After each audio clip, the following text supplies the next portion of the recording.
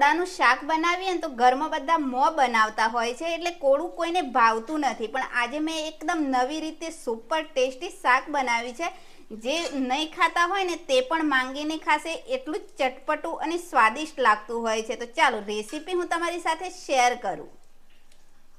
કોળાનું શાક બનાવવા માટે મેં 500 ગ્રામ જેટલા કોળાને આ રીતે છાલ સાથે સમારી અને સરસ રીતે ધોઈ લીધું છે.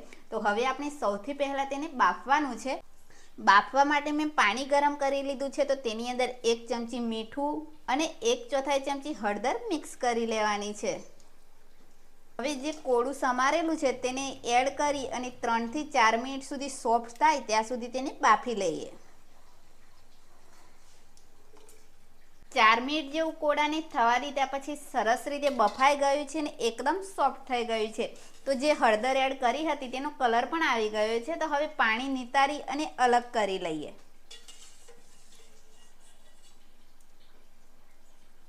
શાકનો વઘાર કરવા માટે કઢાઈની અંદર 2 મોટી ચમચી જેટલું તેલ ગરમ કરીશું. હવે તેની અંદર રાઈ, જીરું, મેથી અને સૂકા મરચાંનો વઘાર કરી લઈએ. રાઈ જીરું સંતળાય એટલે 1 ચમચી લસણ, આદુ અને લીલા મરચાંની પેસ્ટ ઉમેરી તેને પણ સાંતળી. ચપટી જેટલી હિંગ અને સાથે જ મસાલા ઉમેરીશું. તો મેં અહીંયા કાશ્મીરી લાલ મરચું, રેગ્યુલર મરચું, હળદર, ધાણા જીરું અને ગરમ મસાલો લઈ લીધો છે. તો મસાલાને મિક્સ કરી અને 2 ચમચી જેટલું પાણી એડ કરી લેવાનું છે, જેનાથી મસાલા બળી ના જાય.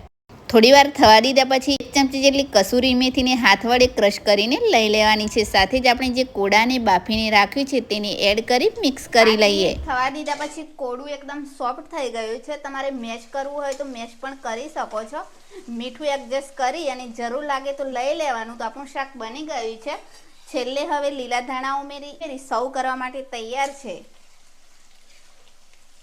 તો આ રીતે કોળાનું ચટપટું શાક જો તમે એકવાર ઘરે બનાવશો તો જેમને નહીં ભાવતું હોય ને તે પણ માંગીને ખાશે, એટલું સુપર ટેસ્ટી બને છે. તો રેસીપી કેવી લાગી તે કમેન્ટ જરૂરથી કરજો. અને હા, પસંદ આવી હોય ને તો લાઈક શેર કરવાનું બિલકુલ ના ભૂલતા.